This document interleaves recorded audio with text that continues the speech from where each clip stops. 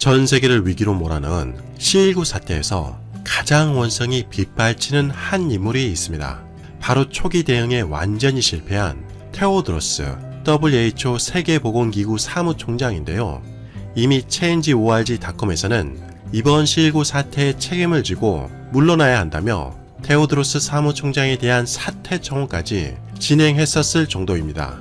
이 청원에는 무려 102만 5,400명이 참여한 채 막을 내릴 정도로 반응이 뜨거웠습니다.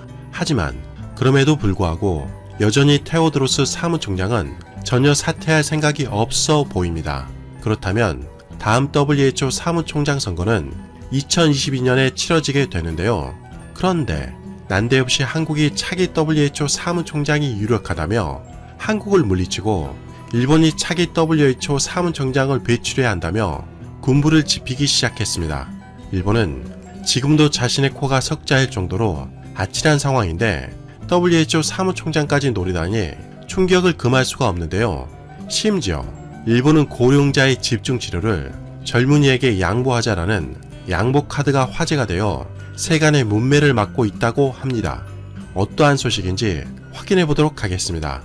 WHO는 C19 사태 초기에 일반인들이 마스크를 착용하는 것에 대해서 별로 도움이 되지 않는다며 부정적인 태도를 보였습니다. 당연히 전 세계에서는 초기의 WHO 방침에 대해서 신뢰를 보냈습니다. 하지만 시간이 지나자 WHO의 판단은 크나큰 오판이었다는 것이 드러나게 된 것이죠.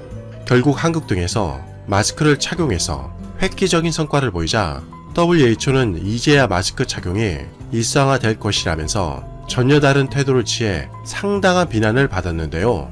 당연히 WHO가 오락가락한 정책을 취하자 WHO에 대한 불신은 더욱 커져만 갔습니다. 사실 이번 C19 사태를 통해 WHO 사무총장의 자리가 얼마나 중요한지 깨닫게 되는 계기가 되었는데요. 그런데 이런 상황에서 최근에 타이완의 WHO 참가 문제를 놓고 미국과 중국의 대립이 격화되는 가운데 일본에서 WHO 사무총장을 배출하자라는 터무니없는 주장이 터져나왔습니다. 일본 뉴스를 살펴보면 이러한 일본의 조짐은 여러 신문에서 나타나고 있는 것이 확인되고 있습니다. 이미 산케이 신문은 칼럼을 통해 WHO 사무총장을 배출하자는 주장을 했었습니다. 산케이에 따르면 일본은 국민전원보험제도와 의약품 개발 등에서 세계에서 훌륭한 수준에 있다. 더욱이 일본은 개발도상국에 대한 의료지원 경험도 풍부한 데다 자금력도 있으며 WHO 최대 자금 지원국 중의 하나인 미국과의 관계도 양호하다 라고 덧붙였습니다. 그리고 심지어 일본이 인류 전체 건강에 공헌할 수 있는 요소를 갖추고 있다라는 상당히 무리한 주장까지 펼치기도 했습니다.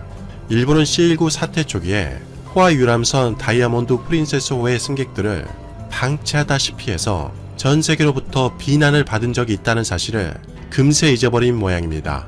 일본 정부는 일본을 여행하는 관광객의 건강조차 제대로 관리하지 못해 인류 건강에 민폐가 되었으면서 세계인들의 건강을 책임지는 WHO 사무총장을 노리고 있는 것이죠.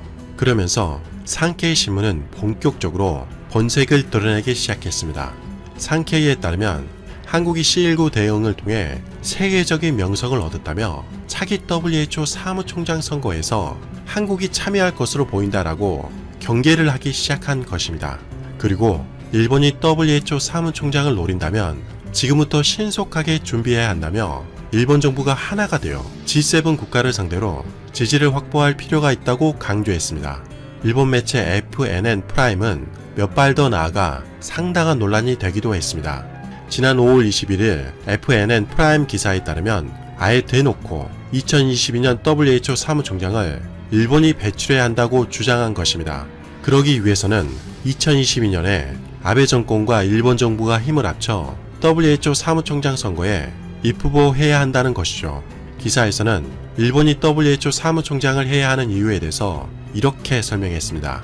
현재 WHO는 중국의 영향력이 막강하며 기능이 마비된 상태입니다.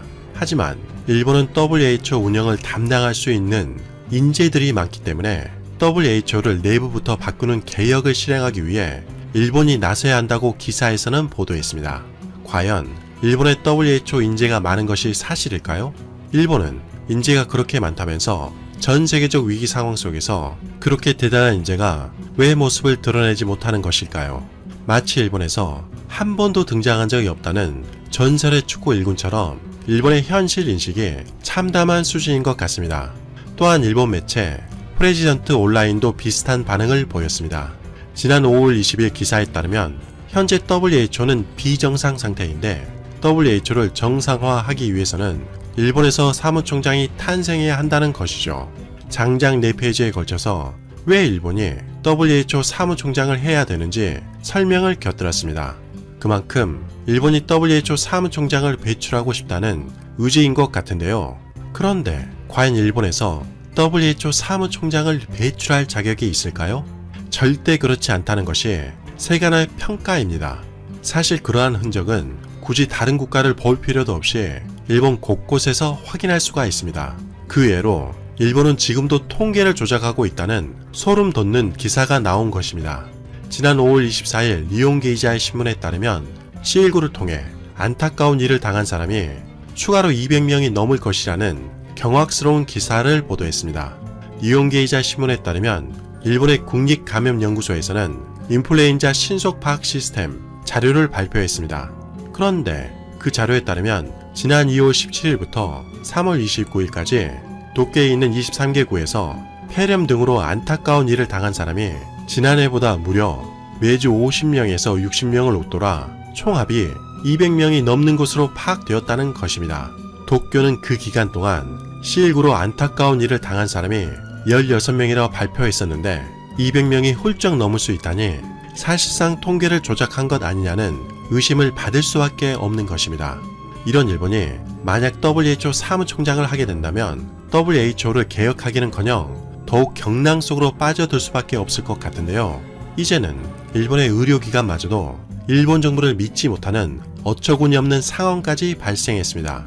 지난 5월 24일 요미우리 신문에 따르면 일본 정부가 알선한 알코올 소독액 제품 도수가 낮다며 의료기관들이 불만을 표출한 것입니다. 한국의 의료기관에는 충분한 방역 제품들이 공급이 되고 있습니다. 따라서 소독액 때문에 문제가 발생하는 경우는 드문데요. 하지만 일본은 지금도 소독액마저 없어서 알코올을 활용해 소독액을 만들어 사용하고 있다고 합니다. 그런데 문제는 그것마저도 불량이라는 것입니다. 기사에 따르면 일본의 후생 노동성에 알코올 소독액 농도가 낮아 의료용으로 사용할 수 없다라며 불평이 수십 건이나 발생한 것으로 드러났습니다. 그러한 이유에 대해서 통상 수술에서 사용되는 소독액은 70에서 80% 농도이지만 일본 정부가 알선한 중개업자들은 50% 농도의 제품도 납품한 것이 밝혀진 것입니다. 이에 대해 기사에 따르면 사용할 수 없는 제품을 납품받았다며 의료기관들이 사실상 사기를 맞았다고 목소리를 높였습니다. 또 다른 기사에 따르면 일본의 효고현에서는 아예 60개 진료사가 믿지 못하겠다며 일본 정부가 알선한 소독액을 거부하는 진풍경이 연출되기도 했다고 기사에서는 보도했습니다. 정말 엉망진창인 일본의 C19 대응을 확인할 수가 있습니다. 그런데 이것은 전초전에 불과했습니다. 한국에서는 상상조차 할 수 없는 일이 일본에서 발생해 세간의 우려를 자아내고 있기 때문이죠. 한국에서는 흔히 지하철이나 버스를 타면 노약자석에 있는 것을 자주 볼 수가 있습니다. 한국은 약하신 노인들을 먼저 배려하고 공경하는 문화가 있는 것인데요. 그런데 일본에서는 오히려 정반대의 상황이 발생하고 있습니다. 일본에서는 현재 의료 현장에서 중환자실과 고급 의료기기가 부족하다고 합니다. 일본 중환자 학회에 따르면 중환자실 병상수가 독일은 인구 10만 명당 29개에서 30개이고 이탈리아는 12개이지만 일본은 겨우 5개에 불과하다고 합니다. 또한 일본은 중증 환자 치료에 사용되는 인공호흡기와 같은 고급 의료기기는 대부분 한정되어 있어 환자가 폭증하면 모든 환자에게 제공할 수 없게 된다는 것이죠. 따라서 의료인은 다급한 상황에서 누구를 치료해야 하는 고민에 빠지게 됩니다. 그런데 이러한 갈등을 해결하기 위해서 일본인들은 매우 우려스러운 해결책을 제시했습니다. 일본 매체 뉴스 포스트 세븐에 따르면 고령자들이 젊은이들을 우선적으로 치료할 수 있도록 집중 치료를 젊은이들에게 양보하겠다는 카드를 만들어 배포하겠다는 것입니다. 지금 보이는 사진이 일본에서 만들어진 양보 카드라는 것인데요. 물론 이 양보 카드에는 법적 구속력은 없지만 고령자가 양보 의사표시를 명확하게 함으로써 의료 현장의 부담을 경감하려는 목적이 있다고 합니다. 저는 일본의 이 기사를 보고 엄청난 충격에 입을 다물 수가 없었습니다. 굳이 설명할 필요도 없이 오히려 약하신 고령자들이 더욱 집중 치료를 할 수 있도록 해야 인간의 도리인 것입니다. 그런데 일본의 이런 터무니없는 윤리의식을 보여준 것이죠. 반면에 한국은 전 세계의 모범이 되고 있습니다. 특히 C19를 진두지휘하고 있는 정은경 질병관리본부장은 한국의 진정한 영웅이라 불릴 정도로 세계인들의 찬사를 받고 있습니다.